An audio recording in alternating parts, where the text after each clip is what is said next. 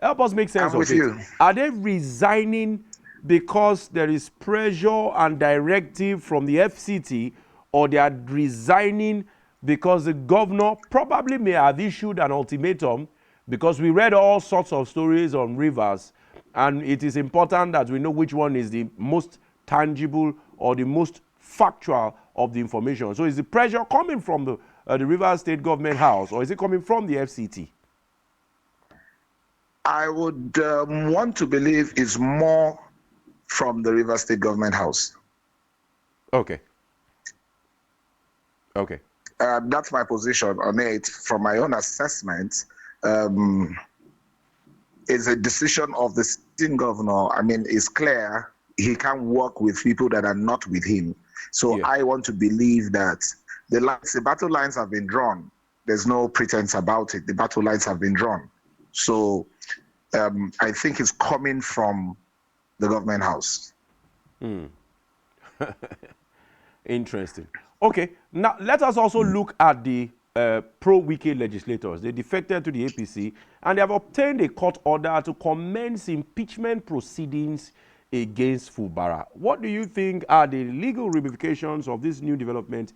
Is there a precedence? Has it happened before? 25 or 26 legislators defect, and then their seats are declared vacant, and now they've obtained a court order to proceed on the impeachment, when we know that ideally by the Constitution there is even no physical place that is called the House of Assembly sanctuary where such proceedings can be done. The government has announced that temporarily a portion within the government house will be used to do legislative tasks. How possible? How legitimate?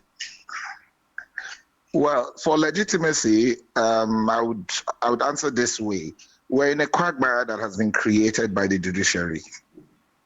That's the way I see it, because we have the rate at which we get these court orders is so confusing.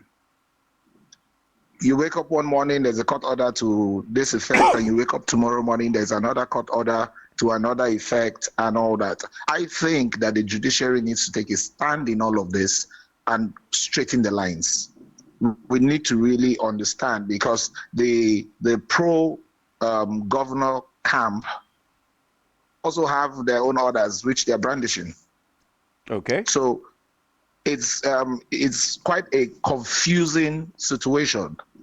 It's also rumored that their order was obtained on a Sunday and postdated.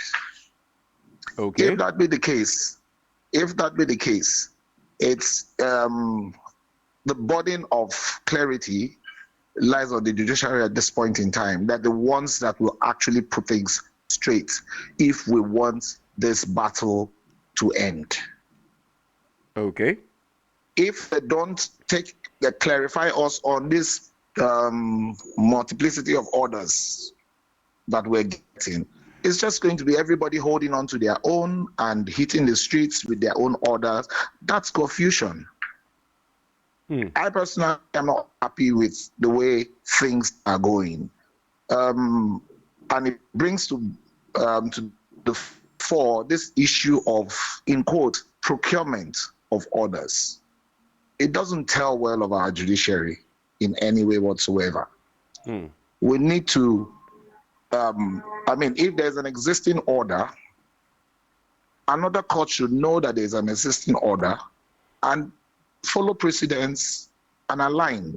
But nobody goes back to court to address the other person's order. You get your order, I just go and get my order. I don't think we should do things like that.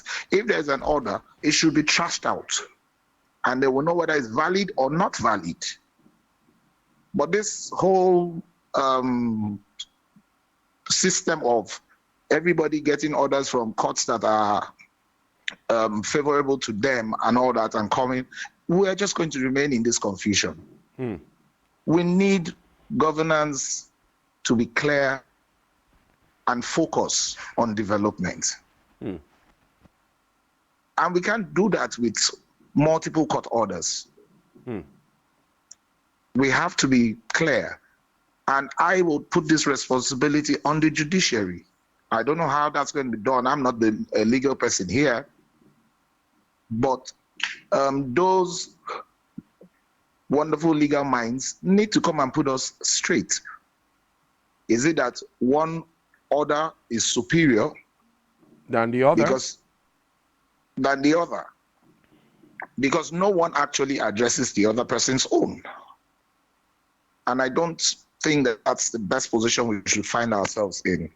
I know that both parties, everybody, it's a battle, and everybody wants to win a battle that they're going to. But at the end of the day, the popular saying, when two elephants fight, the grass falls.